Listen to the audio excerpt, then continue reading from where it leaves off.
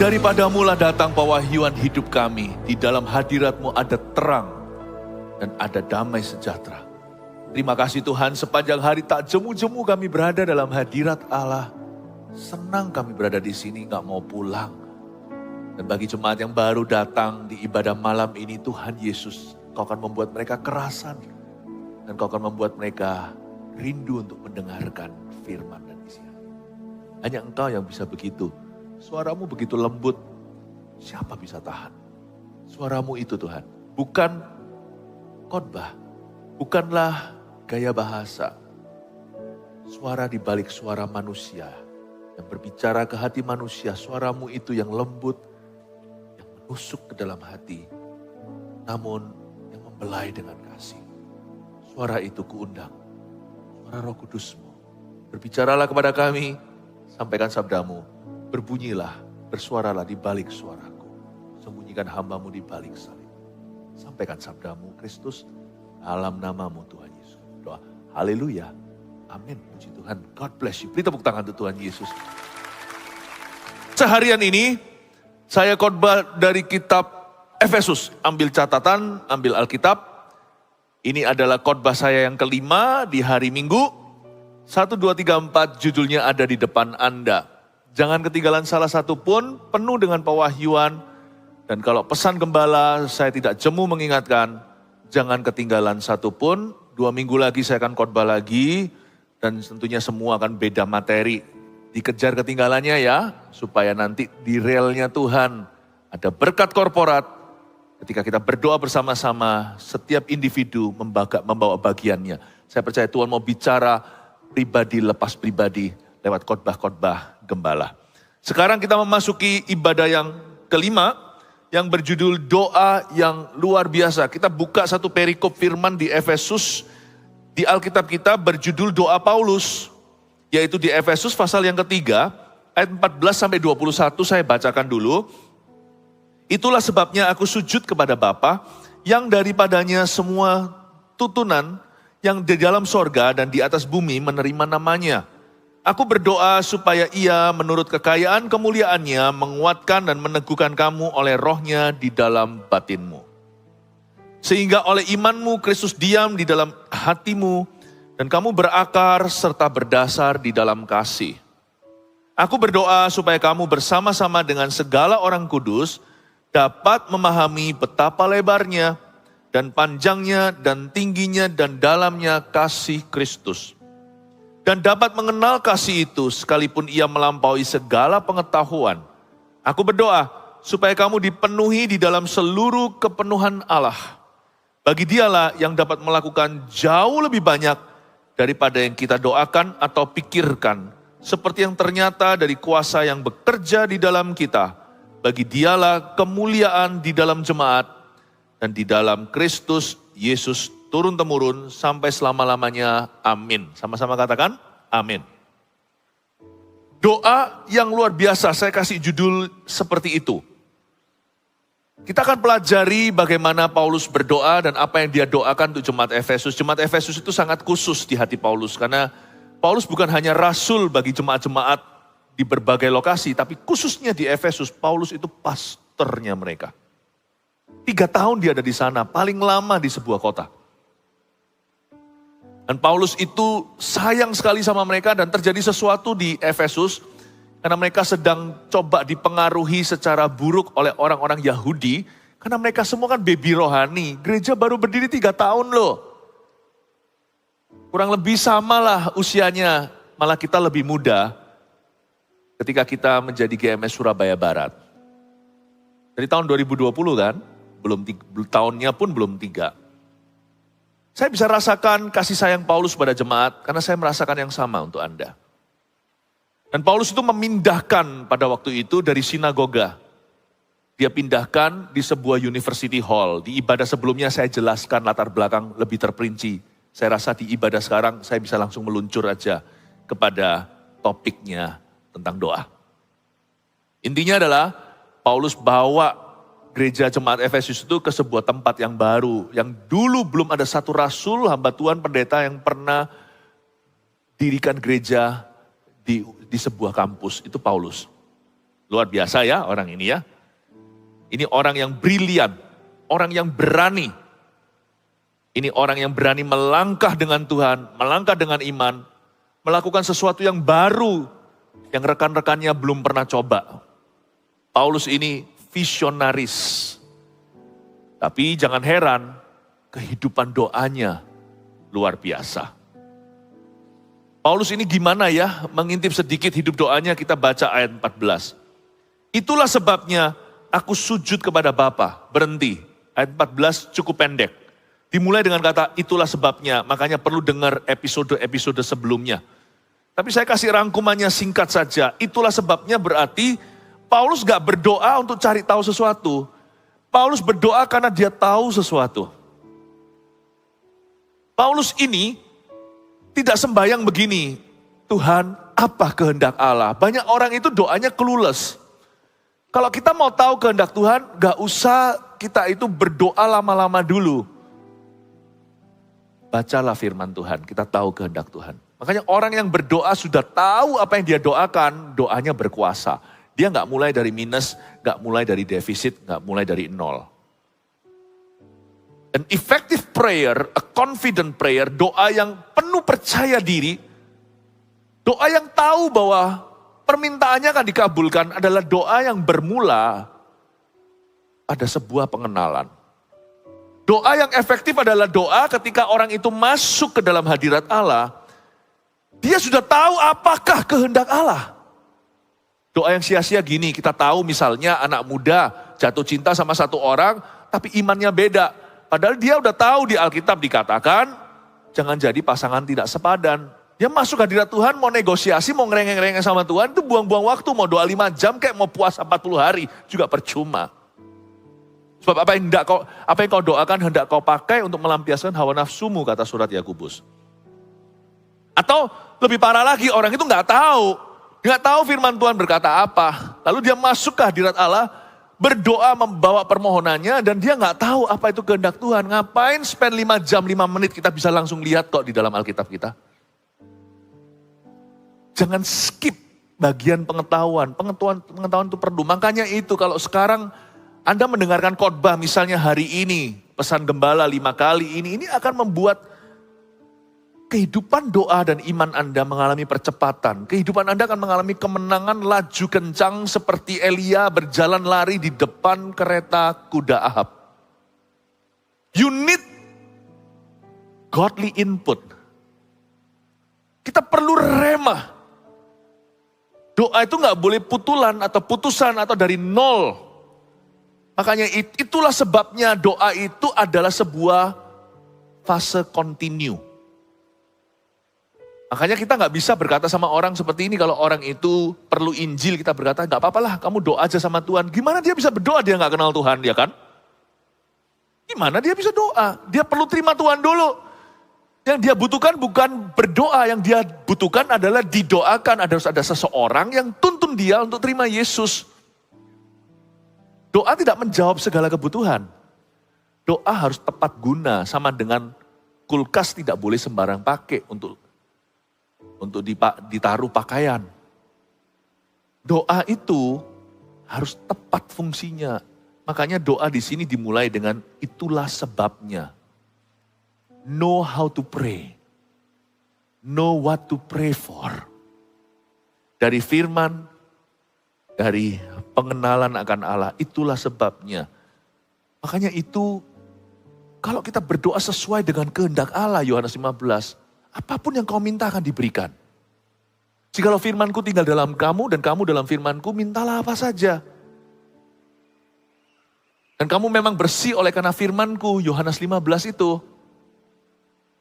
Makanya kalau doa itu, alangkah baiknya itu kita berdoa selaras seturut kehendak Allah yang sudah kita ketahui.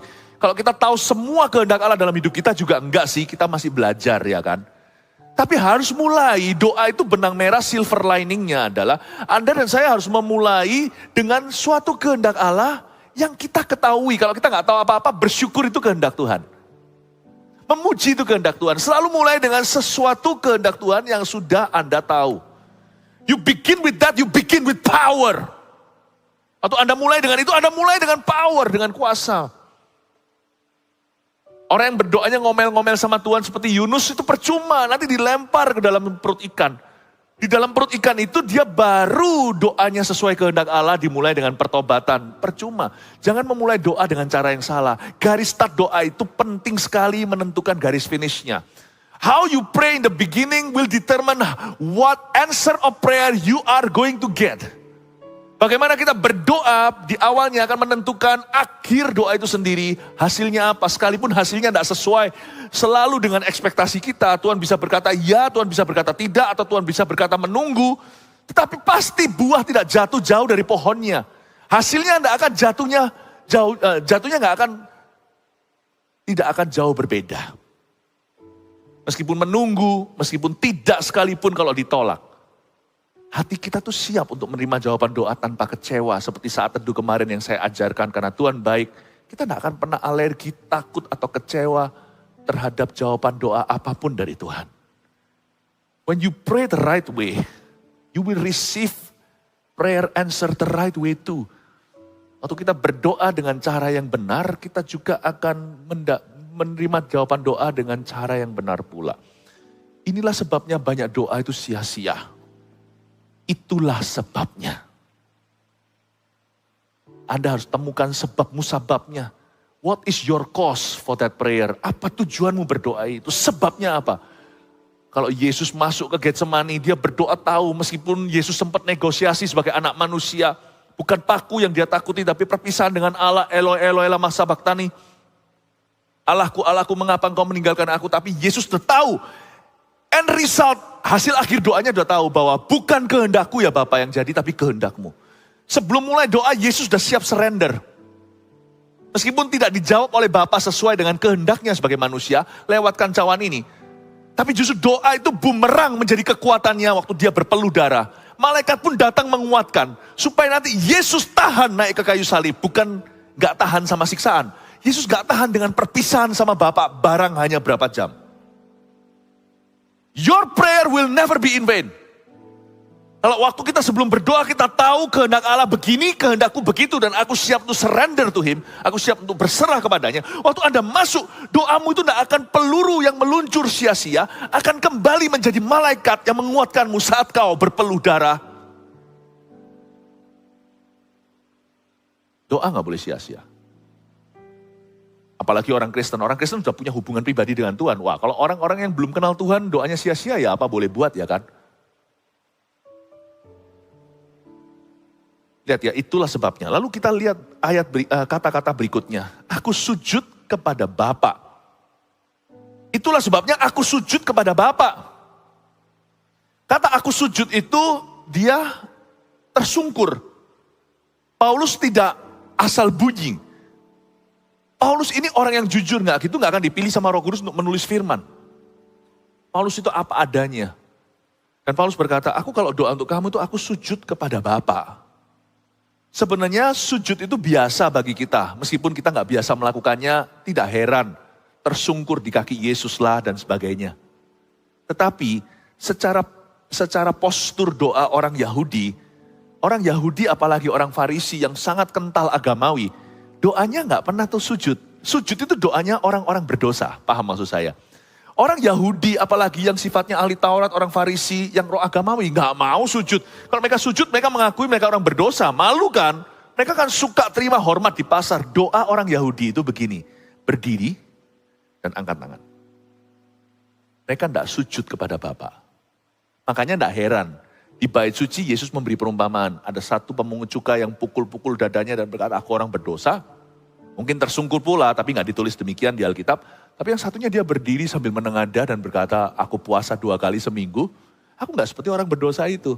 Itu postur sesungguhnya. Jadi Paulus berdoa juga dengan gaya tubuhnya. Saya bisa pelajari di sini. Dia gak doa itu, kalau kita mau punya kehidupan doa yang luar biasa, yang mumpuni, kehidupan doa yang penuh dengan authority, sungguh-sungguh bisa memindahkan gunung kalau perlu, bukan lagi bisa atau enggak, perlu enggak pindahkan gunung itu. Dan jangan doa di atas ranjangnya, tidur pula. Doa itu juga gaya fisiknya. Saya kalau berdoa, itu suka jalan-jalan di kubikal, di kamar saya itu ada ruang doa saya, itu nggak besar. Saya suka jalan ke sana sini, kadang-kadang kalau saya merem itu saya belajar dari kesalahan ke sandung kursi. Tapi itu tempat privacy buat saya suka jalan. Kalau ngantuk apalagi, saya nggak mau doa di atas ranjang saya, sebentar lagi Tuhan Yesus, aminnya besok pagi. Paulus itu punya komitmen secara fisik, tempat secara fisik. Dia itu punya kehidupan doa yang fix. Kalau Anda dan saya mau lihat penuh dengan jawaban doa. Kalau kita punya pohon Natal, sebentar lagi kan Christmas ya kan. Kalau dihias itu bukan dihias dengan kaos kaki, masukin kado Santa, atau dikasih ini itu, atau dikasih bel-belnya, ya, silver bells, jingle bells. Andai kata hidupmu itu pohon Natal, kenapa tidak hiasi dengan jawaban doa hidup Anda? Meskipun jawaban doa bisa aja tidak loh ya. Tetapi biarkan hidupmu, dear jemaat yang terkasih, dihiasi dengan jawaban-jawaban doa. Makanya itu, Anda perlu ruang doa. Tapi Pastor Philip, aku gak punya ruang ekstra. Saya baru punya ruang ekstra itu baru sekarang loh, berapa tahun, 2 tahun ini. Setahun malahan, setahun. 20 tahun hidupku saya gak punya ruang doa sendiri. Saya masih ingat waktu kita bepergian sama keluarga misalnya gitu, kadang-kadang kalau untung-untung kalau WC itu hotel itu WC-nya bersih gitu ya, kering gitu. Saya masuk ke WC loh doa. Tutup toilet seatnya saya berdoa di situ berdiri. Atau pergi ke bathtubnya saya sambil berlutut supaya gak sakit itu karena lantainya kan lantainya kan lantai dingin. Saya kasih handuk hotel. Di situ saya duduk berlutut. Saya perlu tempat fix. Yesus punya Getsemani. Kalau kita berkata, aku doanya bisa sambil jalan. Sakti. Yesus saja punya Getsemani. You will never be a man of prayer if you don't have a place of prayer. If you don't have an hour of prayer. Gak bisa. Kalau kita mau menjadi anak-anak Tuhan yang berkuasa dan take dominion, seperti perintah Tuhan pada Adam dan Hawa, berkuasalah atas ciptaanku. Dan kita hanya bisa berkuasa lewat doa. Karena doa itu mengubah segalanya.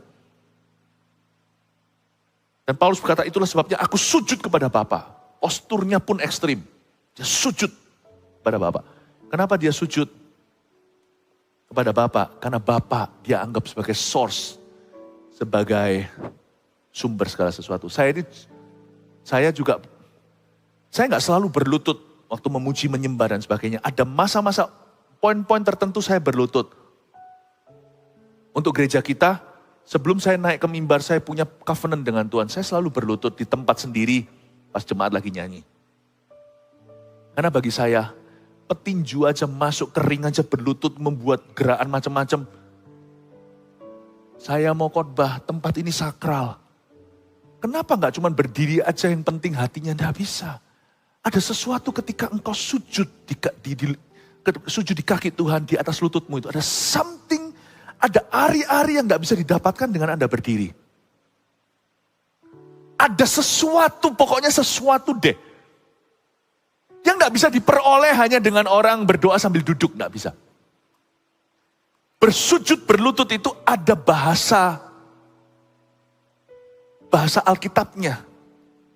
Proskuneo kalau gak salah. Tersungkur. Itu salah satu yang diajarkan oleh firman. How to express worship to God. Makanya Tuhan itu sangat sensitif soal ini. Makanya kalau Anda bersujud, berlutut atau membungkukkan badan terhadap berhala, Tuhan cemburu. There is something. Loh Pastor Philip, aku kira doa itu yang penting hatinya iya, tapi juga nggak tentu. Buktinya iya dan enggak. Iya, yang penting hatinya. Orang kalau sudah nggak sehat, nggak bisa berlutut gimana? Orang kalau sudah usianya sangat lanjut, gak bisa berlutut, gak bisa tekuk lagi, berdiri lagi gimana? Tuhan itu maha pengertian, gak dipaksakan. Tapi jangan salah, di perjanjian lama ada seorang bapak iman, namanya Yakub. Menjelang mau mati, dia paksakan diri bertumpu pada tongkatnya untuk bersujud proskineo pada Tuhan, lalu meninggal dunia.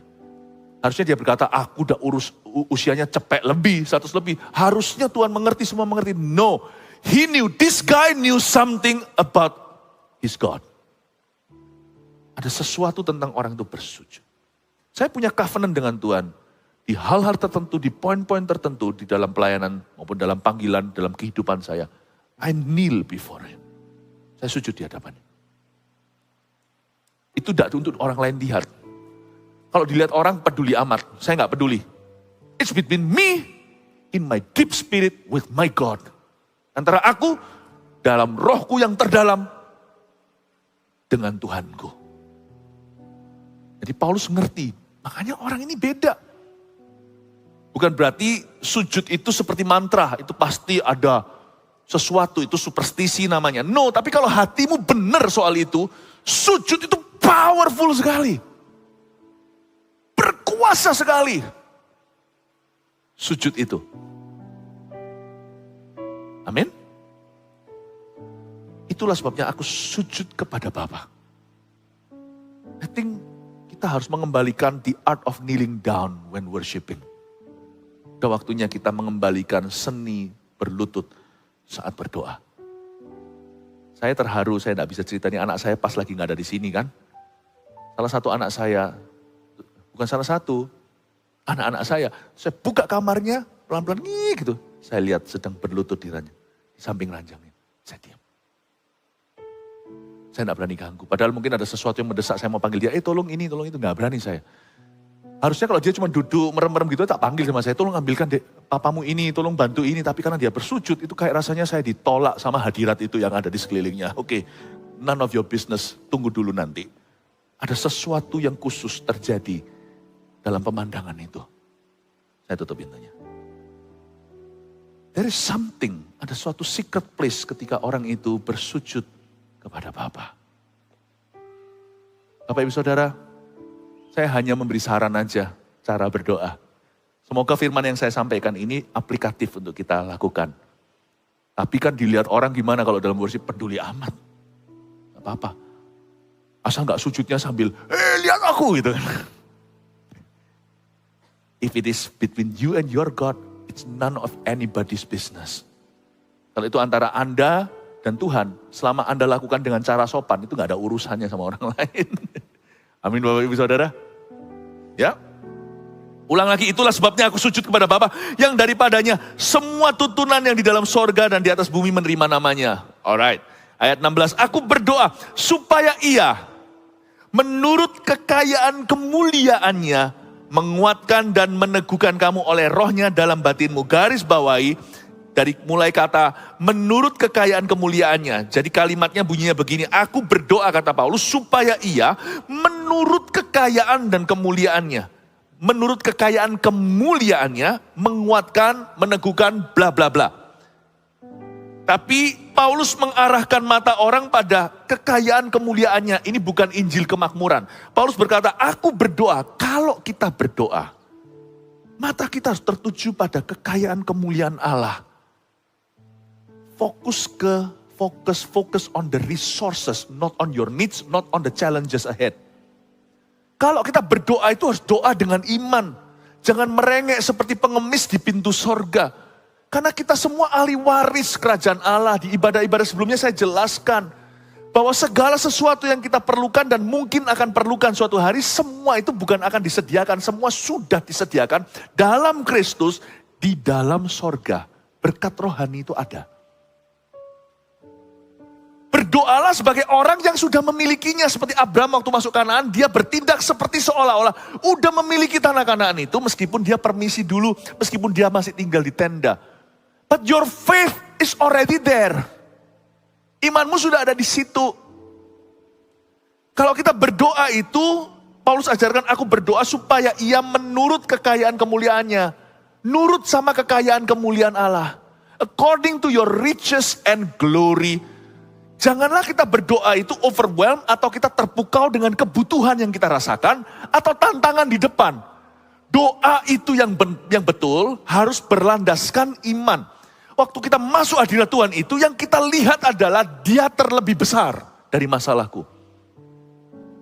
Kalau kita belum mencapai titik itu, belum berdoa, itu masih isi bensin. Kalau perlu didoakan sama orang lain atau baca firman, diam dan minta Roh Kudus doa sih sebelum Tuhan, Roh Kudus Allah Roh Kudus, kasih aku rema dalam hati. Doa itu only begins, meskipun jam doanya udah mulai, tapi doa itu baru disebut mulai ketika orang itu beriman dan melihat kekayaan kemuliaannya. Bukan melihat kebutuhannya, bukan merasakan kebutuhannya, bukan melihat tantangan di depan. Wow! Doa itu, orang itu membawa kebutuhan iya. Dan orang itu melihat tantangan ke depan iya. Tapi orang itu lebih merasakan, lebih menurut kekayaan kemuliaannya. You pray when your eyes are set on the divine resources. Berdoa itu karena mata kita tertuju kepada penyediaan Allah. Itu dia. Doanya Yosua dan Kaleb dan 10 pengintai lain beda. 10 pengintai yang lain berkata, help me, tolong SOS 911. Kami ini belalang, ditelan sama orang-orang enak. Mereka itu loh besar-besar memang sih. Anggur-anggurnya, buah-buah tanah Kanaan, wow susu madunya. Tapi itu semua kota berkubu dan sebagainya. Dan mereka, itu doakah? Bukan. Bukan. Meskipun mereka teriak sama Tuhan, help, help, kami akan mati. Yosua Kaleb tidak. Yosua Kaleb berkata, betul semua yang kau katakan itu fakta. Tapi kami melihat penyediaan kami, resources kami lebih besar. Dia terlebih besar di dalamku. Kalau Tuhan berkata, Kanaan kita miliki, tanah perjanjian kita bisa rebut. Berarti orang-orang enak itu tidak akan bisa tahan melawan kita. Yosua berkata, kalau Tuhan yang suruh kita, tidak akan kita sia-sia memasukinya. Waktu dia berdoa siapa bilang dia gak berdoa. Yosua juga kirim pengintai kok nantinya. Mereka juga sembahyang, mereka doa. Tapi doa mereka itu bukan dalam kekalahan. Doa mereka itu menurut kekayaan dan kemuliaan. When you enter God's presence, waktu Anda membawa pergumulan Anda ke hadirat Tuhan, ingat ini, landasanmu itu adalah faith. Bukan words of prayer. Bukan kata-kata kalimat doa, tapi iman yang menginspirasi kalimat-kalimat doa. Tuhan, aku punya masalah. Tapi aku melihat dan menurut kekayaan kemuliaan-Mu aku berdoa. Aku tahu Engkau sanggup Tuhan. Kalau kita gak bisa doa lagi nyanyi. Dia sanggup, Yesus sanggup melakukan perkara yang besar. Dia sanggup, Yesus sanggup. Kayaknya nyanyi, padahal dia sedang berdoa. Karena doa itu terhitung ketika orang itu beriman kepada Tuhan. Aku percaya. Menurut kekayaan kemuliaan-Mu, aku tahu ini impossible rasanya. Bagi manusia mustahil. Susah bagi orang kaya masuk kerajaan sorga. Lebih gampang masukkan jarum, masukkan unta ke lubang jarum. Mana mungkin orang tuaku bisa percaya Tuhan. Mana mungkin si itu atau si ini. Tapi bagi Tuhan, tiada yang mustahil. Bagi Tuhan, tiada yang mustahil. Bagi Tuhan, tiada yang tak mungkin. Mujizatnya disediakan bagiku. Ku diangkat dan dipulihkannya. Karena ada kata-kata Yesus penutupan dari cerita orang kaya yang susah masuk kerajaan sorga. Yesus berkata, tapi bagi orang memang tidak mungkin. Tapi bagi Allah tidak ada yang tak mungkin. Ku pegang itu. Dan berkata, Tuhan, aku melihat Engkau. Aku memang pernah salah Tuhan. Aku ini, sekarang semua yang ku alami ini memang salahku sendiri. Kepada siapa aku harus kecewa? Orang lain? Enggak, itu keputusan pribadi. Aku spekulasi. Pas aku ngamuk sama Tuhan, Tuhan gak suruh aku untuk gambling. Aku salah, ampuni aku terima Engkau mengampuni aku. Tapi Engkau sanggup memulihkan aku. Aku akan lakukan bagianku, aku akan bekerja dengan baik, sejujur-jujurnya berniat baik. Tapi Tuhan, aku percaya 5 roti 2 ikan Kau bisa multiplikasikan. I believe the same hand can bless me. Baru terhitung doa. Makanya itu ada doa-doa yang gak terhitung. Saya ajarkan Anda untuk mahir di dalam sesuatu yang akan menolong hidupmu dan bisa rescue suatu hari. Anda akan berterima kasih menerima semua informasi ilahi ini. Nanti ketika membutuhkan, Anda tahu bagaimana berdoa. Maka di Yakobus dikatakan, kenapa kamu tidak memperoleh sesuatu? Karena kamu tidak berdoa. Atau kamu berdoa tapi caranya salah. Menurut kekayaan kemuliaannya. You pray according to his resources. Ternyata pengaruh loh. Petrus itu jalan di atas air. Waktu dia percaya dan waktu dia ragu itu pengaruhnya langsung digravitasi badannya dia, cairan itu. Dia tenggelam atau dia diangkat tergantung itu. Ketika tangan Musa mulai melemah, menanglah Amalek. Ketika diangkat, hancurlah mereka. Berarti up and down iman kita itu pengaruh di dalam doa dan peperangan rohani. Makanya itu perlu sekali dan penting sekali untuk menjaga stamina rohani. Saya jaga stamina rohani saya. Kemarin-kemarin, waktu hari Rebu yang lalu saya masih ingat waktu saat teduh saya khotbah. Saya khotbah tentang hidup bergaul dengan Allah dari Henok. Saya mencetuskan sesuatu yang saya jarang-jarang saya cetuskan begitu, dikira sok-sokan nanti. Saya jaga stamina rohani saya. Ada satu hal yang saya tidak akan pernah bolos, tidak akan pernah bolong. Saat teduh pribadi, mesbah doaku sendiri, tidak pernah. 30 tahun saya kenal Yesus. Not one day my friend, not one day. Jadi kalau ada orang tanya sama saya, Pastor Philip kok bisa stamina doanya, stamina rohaninya bisa begitu? Bukan karena aku sakti, tapi karena aku menjaganya dengan segenap hati. Jangan iri sama orang yang badannya itu fit sekali. Kita olahraga sebulan sekali kalau ingat. Ada guyonan orang, ada candaan, olahraganya yoga katanya. Ya enggak lapa-lapa katanya. Dengan orang yang terus latihan, padahal latihan badan itu temporary. Latihan badan itu sifatnya sementara. Benefitnya gak banyak kecuali fisik saja dan tampang. Jangan heran orang itu kok bisa enteng sekali. Ada orang tua saya lihat kemarin, siapa yang nunjukkan saya di YouTube. Orang tua udah tua itu, udah manula. Bisa pull up, bisa push up. Latihan udah tua padahal. Tua beneran, ini bukan yang kamu yang pura-pura ya kan. Tapi yang tua sungguh kok bisa ya, dia dari muda gak pernah putus gak putus. Itu kuat sendiri staminanya kalau Anda jaga dengan segenap hati. Saya gak pernah mau on and off, itu merugikan saya in the long run. Orang yang benar saat teduh pribadi sebentar enggak, ke gereja seminggu sebentar enggak. Kalau saya dulu datang ke gereja, saya datang di jam itu. Saya terus komitmen supaya saya bisa terus takar dan ukur. Tiap hari saya jalan berapa ribu langkah. Secara rohani maksudnya ini ilustrasi. Saya mau sesuatu yang fix. Supaya saya ini gampang ngukurnya. Nanti ya kalau on dan off, kadang iya kadang enggak. Itu nanti ruginya di 20 tahun. Itu rugi nanti. Jadikan kerohanian itu karirmu yang tidak dibayar. Tapi karirmu yang akan membayar segala sesuatu di hidupmu nanti. Pernikahanmu akan dibayar oleh kerohanianmu. Karir bisnis atau pekerjaanmu akan dibayar oleh kerohanianmu. Percaya enggak? Segala sesuatu akan dibayar oleh kerohanianmu. Saya jadikan komitmen saya untuk cari Tuhan tiap hari itu tidak negotiable. 30 years saya tidak pernah bolong satu hari. Bukan karena saya hebat, karena saya takut. Karena saya cenderung untuk melorot, itu gampang, kita semua punya gravitasi itu ke dosa. Tapi justru celakalah orang Kristen yang merasa dirinya kuat, gak doa juga gak apa-apa, gak ada bedanya. Kasihan. Anda gak akan pernah ngerti seluruh potensi ilahi dalam dirimu. Amin Bapak Ibu Saudara. Nah sekarang menurut kekayaan kemuliaannya untuk menguatkan dan meneguhkan kamu oleh rohnya dalam batinmu. Berarti batin kita, manusia rohnya harus kuat ya kan? Kamu harus berdoa menurut kekayaan kemuliaanmu, jadikan itu disiplin yang tinggi. Supaya nanti Roh Kudus menguatkan dan meneguhkan manusia batinia. Itu yang saya maksudkan stamina. Ayat 17. Sehingga oleh imanmu Kristus diam di dalam hatimu dan kamu berakar serta berdasar dalam kasih. Oleh imanmu Kristus diam. Kata Kristus diam di situ dwelling. Diam itu ada berapa macam. Diam itu gini, nggak ngomong apa-apa itu diam. Ini bukan diam yang itu. Ini diam yang tinggal. Kayak misalnya diam itu kalau ada tamu datang ke rumah Anda, lalu dia diam di sana, berarti dia masuk kamar, ganti piyama. Nah itu celaka. Kalau nggak diundang. Diam yang dimaksudkan di sini adalah diam yang gitu, tapi ini Yesus, tentunya kita semua welcome Tuhan. Oleh imanmu Kristus diam. Kristus diam. Kata Kristus di situ artinya Mesias, the anointed one yang diurapi.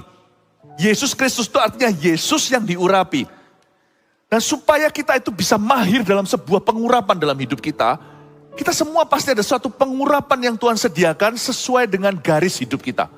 Dan supaya pengurapan itu mbacem, ya bahasa apa itu, supaya membacem di dalam diri kita, supaya dia betul-betul meresap diam. Gak boleh nasi itu rice cookernya ditutup, dibuka, nanti jadi keras. Gak bisa sebentar lagi sudah dibumbu, dikeluarin lagi, dimasukin lagi, nanti lama-lama gak meresap. Dibacem itu atau betul-betul dibumbu itu harus direndam di sana. Misalkan ada orang yang memasak ayam-ayam tertentu, saya dulu di China waktu pelayanan pernah diajak makan, itu katanya ayam ini betul-betul ditaruh di gentong, disimpan. Ada juga ayam yang ditaruh di bawah tanah. Bahkan wine pun, anggur pun ditaruh pada bawah tanah yang hawanya dingin, lalu gimana itu, gak tahulah caranya, ada saja. Gak boleh keluar masuk tuh. Terus di sana, agar urapan whatever yang akan membuat Anda itu menjadi orang panggilan yang ternama di dalam nama Yesus, supaya panggilanmu itu akhirnya mahir, supaya urapan itu matang di dalam dirimu, dia gak boleh on off.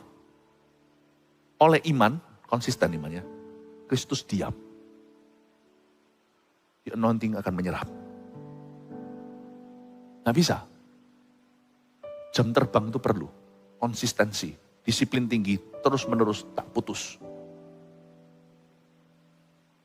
Misalkan kalau dalam pelayanan saya ada beberapa anak muda gak ngerti ini, hamba-hamba Tuhan muda dan berkata, aku mau urapan seperti ini misalkan. Tumpang tangan, loh ya bisa saya tumpang tangan, terjadi spark.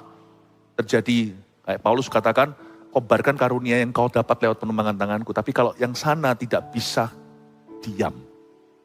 Terus konsisten begitu, percuma juga. Karena urapannya bisa sama. Yang di sini adalah wine atau anggur yang muda. Tapi orang yang terus diam dalam urapan itu, konsisten terus-menerus memupuknya sampai mahir. Urapannya bukan lagi seperti anggur muda, tapi menjadi seperti anggur tua. Bukan anggur lama, anggur basi. Anggur tua itu yang mahal. Kalau di dalam dunia winery saya kurang ngerti. Tapi ada juga yang sampai jumlahnya itu, sampai harganya itu puluhan juta, sampai ratusan juta per botol. Itu anggur tua, bukan anggur lama. Kita gak bisa compare anointing to anointing. Sama-sama nyanyinya, urapannya beda. Sama-sama pebisnisnya, tetapi hikmatnya beda. Hikmat Salomo ada pada orang itu. Salomo gak langsung diorbitkan. Salomo itu berapa lama dibacem di bawah Daud. Berapa lama? Inilah masalah orang Kristen. Kenapa buahnya gak bisa matang di pohon? Kenapa gak bisa manis di pohonnya? Kenapa buah-buah rohani kita itu banyak masamnya? Karena kita gak konsisten ikut Yesus. On, off, off. On, off, doa, enggak, bolong, doa, bolong. Melayani, ngambek, ke gereja, iya, kadang males, kadang begini, kadang itu. Makanya jarang ada yang buahnya itu matang di pohon. Manis gitu. Let me tell you the secret to spiritual fitness. Ini yang disebut latihan rohani. Latihan badani kan sementara. Paulus ajarkan pada Timotius kan. Tapi coba sekarang saya jabarkan ke gereja kita. What is spiritual fitness? Bapak, Ibu, Saudara, kalau Anda pelihara urapan itu dengan baik, itu turun loh. Urapan itu bisa komplikasinya indah loh. Itu diwariskan suatu hari anak Anda itu akan punya karunia yang Anda tidak punya.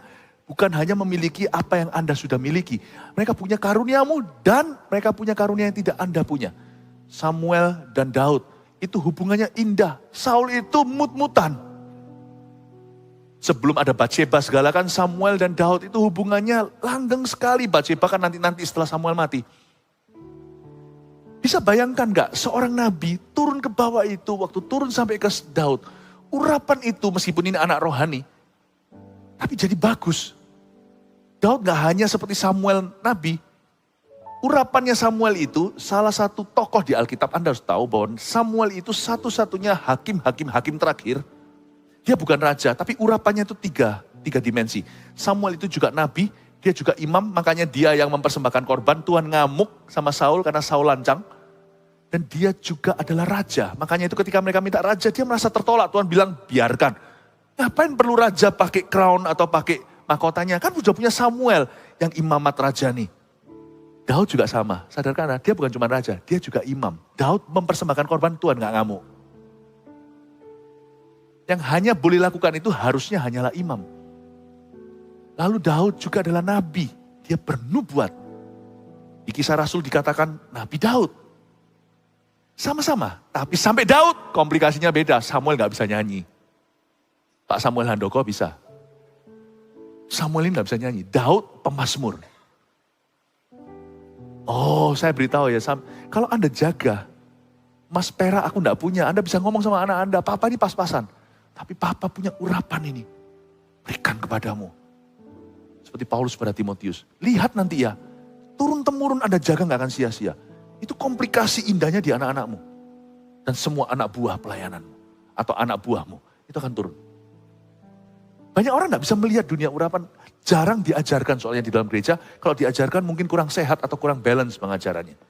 Izinkan saya untuk menjelaskan bahwa the anointing is real. Bedanya urapan dan hadirat Allah apa? Hadirat Allah itu bukan fungsi. Semua kita rasakan, gak ada dua macam hadirat Tuhan. Itu hadirat Tuhan cuma satu. Tapi I'm not anointed the same way you're anointed. Urapan saya dalam berkhotbah. Akan ada perbedaan kalau seseorang berkhotbah dengan urapan yang tidak sama. Dengan kalau misalnya seorang pengkhotbah yang diurapi dengan anggur tua berbicara boom. Ini bukan terjadi semalam. Ini sesuatu yang dipupuk puluhan tahun Bapak Ibu. Urapannya beda. Urapanmu tidak sama dengan urapanku. Nah urapan kita banyak yang gagal. Tidak matang di pohonnya.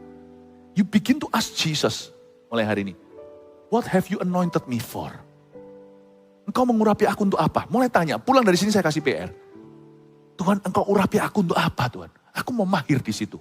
Aku mau seperti pahlawan Daud yang di Adulam itu loh. Saking mahirnya terus akhirnya dulu awal-awalnya bisa pakai tangan kanan untuk bisa lemparkan batu. Atau mereka yang kidal gak bisa kanan atau kanan gak bisa kidal. Sekarang mereka kanan kiri sama-sama presisi. Fut. Coba lihat pahlawan Daud. Itu bukan karena mereka hebat. Karena urapan mereka matang dan mereka terus latihan. Dan mereka tidak on and off. Mereka tidak pernah skip practice. Don't skip prayer life. Don't skip it. Itu mungkin adalah warisan terbaik Anda bisa turunkan ke anak-anak Anda nanti. Mas perak permata itu sementara. Amin Bapak Ibu Saudara. Coba lihat ya. Atas sana kalau ada seorang pendoa syafat yang sungguh-sungguh misalnya mamanya atau apa. Lihat turun-temurun. Ada orang-orang yang dipilih Tuhan. Kok bisa ya? Demikian pula cara kerja berhala atau cara kerja setan. Kalau di atas itu ada orang-orang yang pakai paranormal apa segalanya misalnya. Itu turun-temurun kan ada kutuknya. Terus nanti ada rumah-rumah yang dihantui segalanya. Itu ternyata ada hari-harinya. Setan itu kan roh jahat, kan ikut-ikutan. Dia kan mau meniru sebagai malaikat terang. Tapi cara kerja urapan itu kayak begitu. Bak urapan itu mengalir di kepala Harun, turun ke janggut dan ke jubahnya turun. Bapak Ibu Saudara, banyak di antara kita belum mengerjakan pengurapan kita dari Tuhan. Oh haleluya, ada banyak mestinya, tapi kalau sampai nggak keburu semuanya nanti di saat teduh. Yang nggak keburu saya akan bahas di saat teduh. Tapi lanjutkan lagi di ayat 18. Aku berdoa supaya kamu bersama-sama dengan segala orang kudus dapat memahami betapa lebarnya dan panjangnya dan tingginya dan dalamnya kasih Kristus. Dan dapat mengenal kasih itu sekalipun ia melampaui segala pengetahuan. Berhenti dulu di ayat 19a. Paulus berkata, sekarang aku berdoa supaya kamu bersama dengan semua orang kudus. Berarti semua kita, tidak ada jemaat dikecualikan, semua kita bisa. Dan supaya kamu dapat memahami betapa lebarnya bla bla bla kasih Kristus. Meskipun tidak bisa kamu pahami, ia melampaui segala pengetahuan. Gimana sih Paulus? Bisa nggak bisa pahami? Make your decision. Waktu kita baca ayat ini, Bapak Paulus, buat ketegasan dong. Bisa atau enggak? Karena Paulus berkata, aku berdoa supaya kamu bisa memahaminya.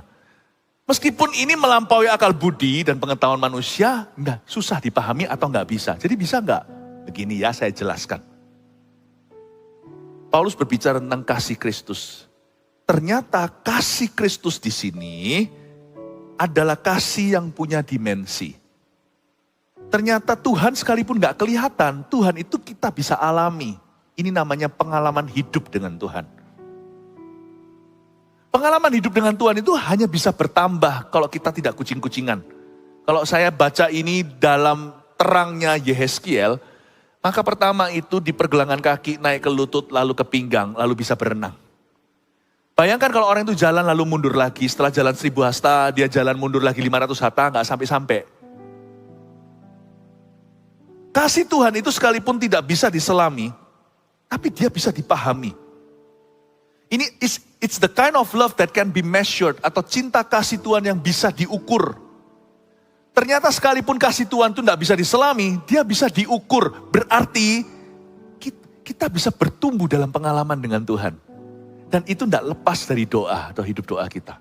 Doa itu meningkatkan karya Roh Kudus dalam hidup kita. Sekalipun Tuhan bisa bekerja tanpa kita berdoa, Tuhan gak mau. Karena Tuhan itu Allah yang personal, dia ingin bersekutu dengan kita.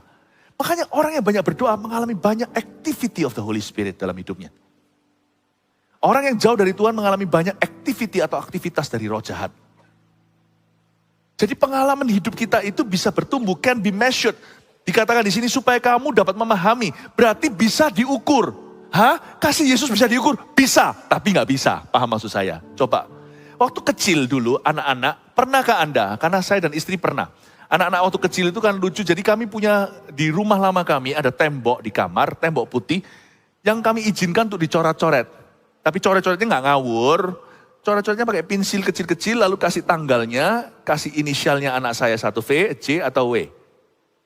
Waktu anak masih kecil, ditaruh di situ kepala. Kita mau lihat pertumbuhannya. Ya, lalu umur segini, gini. Nah, itu anak saya bisa ukur tingginya. Dan suatu saat memang anak-anak apalagi anak cowok ya kan, di usia tertentu dia memang lambat.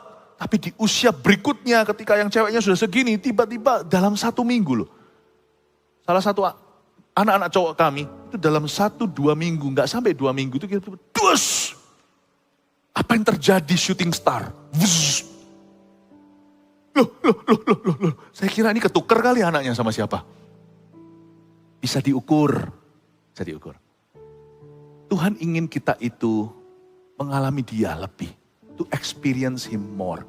Ini yang disebut experiential love. Jadi banyak sekarang gereja-gereja itu takut untuk menyatakan bahwa Tuhan itu bisa kita alami. Karena takut nanti jadi orang ngeroh lah, kurang teologi. No. Paulus jelas-jelas berkata, you must measure God's love.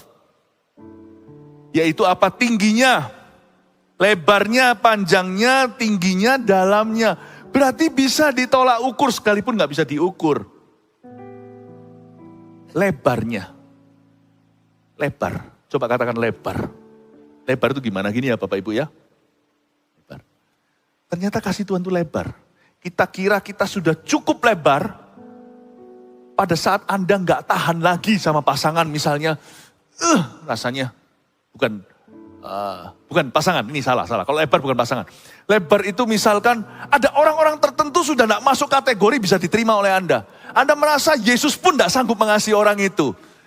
Kapasitas Anda untuk menakar kasih Allah atau untuk bisa mengamalkannya itu selebar itu aja. Anda akan kaget ternyata. Ternyata Tuhan itu lebih lebar kasihnya. Waktu Anda merasa sudah sampai pada puncak atau batas boundary atau sudah masuk ke perbatasan kelebaran Tuhan, sudah notok nih. Ternyata Tuhan bisa mengasihi musuh-musuhmu. Yunus tahu itu dan susah untuk menerimanya. Dan Tuhan harus ajari dia lewat pohon yang keluar lalu keluar ulatnya untuk ajari dia bahwa kasih Tuhan itu selebar-lebar itu keluar dari tembok Israel sampai ke Niniwe. Susah dicerna bagi Yunus. Kalau dia mau kenal Kristus di perjanjian lama itu, dia harus nurut sama Kristus. Jangan turunkan Tuhan. Tuhan jangan di downgrade, kita yang harus upgrade. Lebar. Makanya orang kalau kenal Tuhan, datang ke gereja, masuk ke gereja. Awal mula dia datang ke gereja hanya mau jadi jemaat biasa. Udah yang penting pokoknya masuk surga. Datang sama anaknya, sama keluarganya, datang pulang pergi. Tapi waktu di sana dikejar Roh Kudus. Kamu tidak bisa berhenti di sini. Kamu harus terus memahami lebarnya kasih Yesus. Dari keluarga yang sangat eksklusif, berubah akhirnya tergerak. Aku ingin merangkul lebih lebar lagi. Keluargaku bukan hanya istri dan anak-anakku, ternyata juga saudaraku seiman. Masuklah dia ke dalam CG, dia belajar melayani. Dulu sangat tertutup family itu, apalagi kalau ada trauma. Tapi orang itu gak bisa ikut Yesus dengan sempurna. Sampai dia belajar untuk melebarkan sayapnya. Keluar dari batas family-nya dan merangkul orang lain juga. Saya melihat ini banyak. CGL kita tuh luar biasa. Coach-coach kita, semua orang-orang yang ada di CG ini. Lihat, mereka itu take care orang-orang yang bukan darah dan daging mereka. Saya melihat disitulah kasih Yesus jadi sempurna dalam hidup orang-orang ini yang melayani.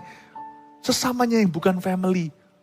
Lebarnya. Tapi kadang-kadang orang yang sudah melayani sesamanya pun gak sanggup melayani orang tertentu. Rasanya disinilah notok kasih Yesus. Gak mungkin lebih lebar dari ini. Anda akan terkejut ketika Anda kira kita bisa mengukur dan sampai pada perbatasan kelebaran kasih Allah. Kasih Allah ternyata jauh lebih lebar. Makanya itu kita gak pernah boleh berhenti bertumbuh. Gak hanya lebar. Orang-orang biasanya berpikiran picik, berpikiran narrow atau berpikiran sempit itu biasanya akan dilebarkan. Paulus berkata doa akan membuat orang itu berwawasan lebih lebar. Jika orang itu hidup bagi dirinya, kalau dia mendekat pada Kristus cepat lambat dia akan hidup bagi orang lain juga. Betapa panjangnya. Pernah gak kita merasa, Tuhan, aku melayani Tuhan cuma sampai lulus kuliah atau sebelum saya menikah. Setelah saya kawin punya anak, sudah cukup rasanya. Thus far I follow you, Ebenezer, sejauh ini Tuhan telah bersama dengan aku. Lebih dari ini setelah aku menikah sudah ya Tuhan, aku tidak layan-layani dan sebagainya. Tidakkah saudara sadari bahwa kasih Tuhan itu panjang? He will go with you long. Kontrak Tuhan itu bukan sementara sama kita. A lifetime. Makanya itu orang yang berdoa kan tahu bahwa Tuhan tidak selesai dengan dia. Tidak setelah serta-merta setelah dia sibuk lalu game over dengan Tuhannya. Tuhan akan ajari dia, now you can serve me in a different way. But you still serve me 100% way. Sekarang kamu bisa melayani aku dengan cara yang berbeda tapi 100% tetap sama melayani Allah. How long can you go? Tingginya. Pernah gak kita untuk merasa pada satu titik sudah rasanya semua sukses dari tangan? Makanya itu orang anak-anak Tuhan gak boleh cepat puas. Doa membuat kita sadar kita belum apa-apa. Aneh loh, saya beritahu ya. Masuk ke hadirat Tuhan itu pengalaman yang aneh buat saya. Setiap kali saya merasa puas, rasanya itu, semua mimpi tercapai. Masuk ke hadirat Tuhan, dinolkan lagi. Tuhan berkata, sudah segini aja. Hah? Maksudnya segini aja. Kamu puas dengan ketinggian seperti ini? Aku lebih tinggi. Aku akan bawa kamu ke tempat yang lebih tinggi lagi. Makanya orang Kristen yang sombong itu bodoh. Orang Kristen yang menyombongkan dirinya karena dia sudah karena pencapaian-pencapaiannya yang luar biasa. Orang itu sudah gak bisa lagi tumbuh 1 senti ke atas. Orang yang merasa dirinya gak perlu belajar apa-apa, dia tahu segala sesuatu, Tuhan gak bisa ajari sesuatu. You know our God is tall. Waktu kita sudah mencapai titik tertentu dalam keberhasilan kita, Tuhan akan berkata, ini belum apa-apa. Aku akan tunjukkan kepadamu, makanya kita gak boleh grogi. Kalau kita mendapatkan tantangan misalkan, saya masih ingat suatu hari dalam bidang saya, bidang kita beda-beda ya. Coba tafsirkan sendiri menurut bidang Anda. Waktu saya pertama kali berdiri di depan 100 orang itu, sungguhan rasanya seperti mau kencing berdiri. Tapi Tuhan berkata sama saya yang membuat saya akhirnya mati semua grogi. Tuhan berkata, 100 kamu sudah getar. Gimana kalau kamu berdiri di depan 10.000 sebab ada dalam rancanganku. Saya langsung koreksi. Bahwa jalan sama Tuhan jangan sampai 100 meter. Tapi sampai 1.000 meter ke atas. Tuhan berkata sama kita, kamu jangan lekas puas dalam hidup ini. Kalau kamu berdoa, I will show you a higher vision. Every time you achieve a height, setiap kali engkau mencapai satu ketinggian, aku akan tunjukkan perkara yang lebih tinggi dari ini. Selama engkau tidak tinggi hati, tapi rendah hati. Karena hukumnya tidak bisa diubah. Tuhan menentang orang congkak. Orang yang meninggikan diri diturunkan sama Tuhan. Tapi orang yang merendahkan diri diangkat oleh Tuhan, ditinggikan. Tingginya. Lalu apalagi setelah itu? Dalamnya kasih Yesus. The deep depth of the love of God. Kasih Yesus itu ada kedalamannya. Betapa dalamnya seperti lagu How Deep Is Your Love. Ini aja, dengan ini saya selesai. Tuhan itu heran kata orang. Tapi kadang-kadang waktu saya alami, saya merasa seperti aneh. 100 kali saya merasa Tuhan marah sama saya. Saya punya alasan. Belum lama sih dibanding beberapa orang yang sudah ikut Yesus lebih lama. Tapi saya ikut Tuhan ya gak sebentar juga, 30 tahun. Karena saya mulainya muda.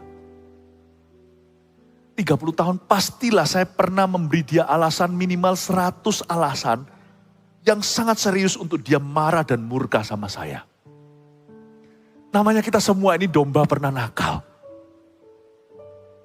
Dan tiap kali 100 kali saya masuk ke hadirat Tuhan bergetar dan berkata, maukah engkau mengampuni aku lagi? Waktu saya kira kali ini dosaku sudah mencapai bottom line-nya, sudah mencapai titik dasar kasih Tuhan. Sudahlah, menurut saya Tuhan pasti kecewa, udah mati untuk saya. Kok saya masih begini terus dan begini melulu? Saya sudah 100% yakin pasti guarantee. Tuhan pasti tidak bisa terima aku lagi, Tuhan pasti sudah muak sama saya. Jangankan Tuhan, pendeta saya pun udah give up sama saya. Orang-orang sekeliling saya semuanya udah nyerah. Ayo, bukan mencobai Tuhan, sungguh-sungguh saya sedang dalam masalah. Dan saya berani taruhan sama diri sendiri, pasti Yesus minimal ada marahnya, pasti ada ngamuknya. Kayak papa mama, biasanya sekalipun cinta, tapi kan berkata, terima, tapi masih disyukur-syukuri. Terima masih diperingat-peringati. Saya yakin kalau saya masuk hadirat Tuhan, minimal dapat omelan. Saya ingat 100 kali, saya kira Tuhan marah sama saya dan saya tahu saya melakukan perbuatan-perbuatan yang sungguh-sungguh mendukakan hatinya. Setiap kali saya dibuat, saya betul-betul, waktu setiap kali saya masuk ke hadirat Tuhan, 100 kali itu, Tuhan yang saya kira kasihnya sampai sedalam itu saja. Setiap kali saya masuk ke hadirat Allah, pernah sekali saya kasih satu cerita ya. Saya sudah hancur hatinya. Itu minggu-minggu di mana saya lagi kurang ajarnya sama Tuhan. Itu saya masih ingat itu tahun kedua sekolah Alkitab. Tahun ke-1 atau tahun kedua. Saya itu seperti mau meninggalkan panggilan. Itu berbagai macam perkara terjadi sampai mobil saya hilang. Dalam 1 minggu mobil hilang. Satu lagi mobilnya sampai dalamnya itu loh. Yang namanya dashboardnya itu sampai diambil semuanya. Saya kira ini Tuhan utus hukuman ke saya. Enggak sih, cuman saya keluar dari payungnya dan saya disikat setan. Saya salah paham sama Tuhan, apalagi hari-hari gelap hati saya mau meninggalkan panggilan itu.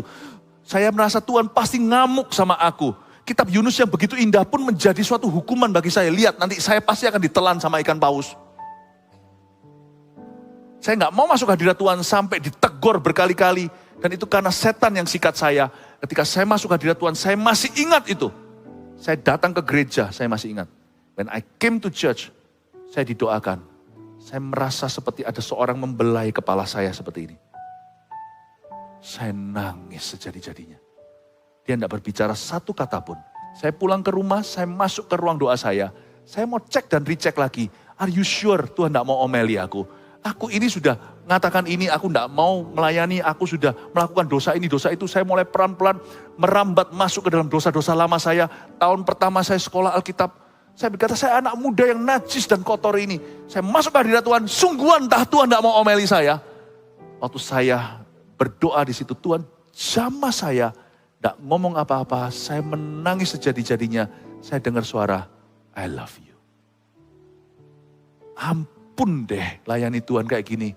Kapan kita bisa menang? Saya kira dosaku kali ini sudah melampaui kasihnya. How deep is your love? It turns out to be much deeper than I thought. Saya beritahu di sini kalau ada jemaat yang merasa Tuhan marah sama Anda. Kemungkinan Anda salah. Ketika Anda menilai bahwa kedalaman kasih Tuhan itu cuma secetek pikiran atau sedangkal pikiran kita. Mungkin you salah. God loves you much deeper than you think. Makanya kalau Tuhan suruh kita kasih musuh-musuh kita, percaya saja. Kalau kita gak mampu kasih mereka, pinjem sama Tuhan. Lord, I borrow your love. Aku gak mampu, cintaku cuma sedalam itu terhadap orang ini. Selebih dari itu benci. Pinjem cinta kasihmu ya. Ketika kita masuk hadirat Tuhan, tadinya keras hati, lalu kita dijamah. Kalau kita bisa mengampuni, itu Tuhan pinjamkan kasihnya. It's not your love, it's called supernatural love. Berapa banyak orang di sini sudah harusnya diambang cerai. Jangan. Paling tidak lakukan, jangan lakukan demi anakmu. Paling tidak mencegah Anda daripada teken surat perceraian. Tapi Anda akan menderita kalau Anda tidak ampuni atau Anda tidak bisa mengasihi. Jadi kalau anak adalah pencegahan untuk teken surat perceraian, jangan berhenti di sana, masuklah ke hadirat Allah, berdoalah, doa akan membawamu dalam hadiratnya. Mungkin Anda diproses dulu sama Tuhan. Waktu berdoa mungkin Anda dijamah dan dilawat. Tapi selebih dari itu setelah Anda berdoa, aneh, tadinya sudah mau saya ceraikan itu pasangan, keluar, Anda melihat dia, bisa mengasihi. Bisa mengampuni. It's not you, my friend. It's the depth of His love through your prayer. Makanya orang kalau sudah mau benci itu masuk doa. Jangan malah justru gosip. Orang kalau benci itu justru jangan ketemu sama orang yang dibenciin dulu. Ketemu Tuhan dulu. Karena waktu kita masuk ke Tuhan, kita punya angka, kita punya kedalaman itu cetek dan dangkal. Waktu kita masuk hadirat Allah dalam doa, kita dibawa masuk deeper love. How deep is His love? Amin Bapak Ibu Saudara? Amin? Makanya kalau marah berdoa. Kalau benci berdoa. Kalau kita sudah gak bisa terima orang lain, kita berdoa. Itulah sebabnya orang yang sudah tidak lagi dalam hadirat Allah, dalam pelayanan akan jadi gegeran.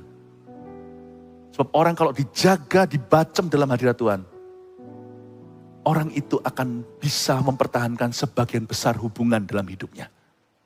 Karena orang itu ketika tidak mampu, Tuhan beri kemampuan untuk masuk ke kasih yang lebih dalam dan menerima perbedaan orang lain. Saya berdoa rumah Anda akan dipenuhi kasih Tuhan. Tapi supaya dipenuhi kasih Tuhan, harus ada imam yang masuk hadirat Tuhan. Timba di sumur yang dalam itu kasih Yesus. Baru ada kasih Tuhan yang menjaga rumah tangga itu. Saya berdoa orang itu adalah Anda yang mendengarkan firman ini. Kasih tepuk tangan untuk Tuhan, mari kita semua bangkit berdiri. Terima kasih Yesus. Inilah doa yang luar biasa. Makanya itu kadang-kadang kalau kita berdoa, gak enak ya diiris daging-daging. Diiris seolah-olah daging kita. Doa yang gak rasa sakitnya, mungkinan doa itu gak mempan. Kalau ada orang latihan, waktu kita latihan sendiri kan gak rasa sakit gimana, karena gak kena ke otot yang perlu dibentuk. Coba pakai personal trainer, langsung sakitnya itu jarem sampai berapa hari, karena kena ke otot yang diperlukan. Doa yang sejati akan menantang Anda untuk berjalan ke mil kedua dalam setiap hubunganmu. Doa itu tidak berakhir di ruang doamu. Efek doa itu sampai ke transformasi hubunganmu. Di dunia kerja, dalam pelayanan, di rumah tangga. Because when you pray, God will challenge you. You're not deep enough with me. Kalau Anda berdoa, Anda akan ditantang sama Tuhan. Kamu tidak cukup dalam dengan aku. Doa itu tidak mengubah segala sesuatu dulu. Doa itu mengubah orang yang masuk ke hadirat Allah terlebih dahulu. Makanya orang kalau berdoa, kalau dalam doa Anda seperti seolah-olah dituntut Tuhan untuk ini dan itu, maulah. Karena Allah sedang stretch, Allah sedang melebarkan kapasitasmu untuk percaya, kapasitasmu untuk memberi, kapasitasmu untuk mengampuni, kapasitasmu untuk mengasihi, kapasitasmu untuk berani, kapasitasmu untuk melangkah, kapasitasmu untuk berharap kepadanya, kapasitasmu untuk berserah. Ketika kita masuk hadirat Allah rasanya kayak diiris-iris. Kapasitasku saya kira fine-fine saja, ketika masuk hadirat Allah ternyata saya diperlebar. Kayak ada malaikat Gabriel dan malaikat Mikael yang satu pegang tangan kanan, pegang tangan kiri, ditarik dari dua arah, sakit. Seperti diperdalam. Seperti saya itu ditarik-tarik terus untuk lebih tinggi, padahal saya sudah puas diri. Prayer that hurts could possibly be the right prayer. You have no idea how many times I got hurt by my own prayers. Berapa kali saya dilukai dengan doa saya sendiri. Sampai saya gak bisa lari dari Tuhan kemana aku dapat pergi menjauhi rohmu Tuhan. Saya berkata gak mau. Tuhan berkata kalau kamu gak mau, kamu gak bisa lewat dari sini. Disinilah graveyardmu. Dan Tuhan ajari saya. Disitulah kita bertumbuh. Makanya orang yang gak berdoa, gak mungkin akan bertumbuh secara rohani. Karena dia gak ketemu Tuhan yang tarik dia dari segala arah. Bapak Ibu Saudara, jangan lari dari pergumulanmu. Hadapi Kristus, nurut sama Tuhan. Lihatlah ujungnya, produknya indah. You'll be wider in His love, in His plan. Dalam rencana Allah Anda akan wider. Anda akan lebih lebar, lebih dalam, lebih tinggi, lebih jauh dengan Tuhan. Bukankah itu yang dikatakan di ayat terakhir? Dialah yang sanggup melakukan lebih daripada yang kita harapkan. Wider, deeper, higher, and longer. Saya berdoa jemaat kita akan dituntun sama Tuhan masuk dalam setiap rencana Allah.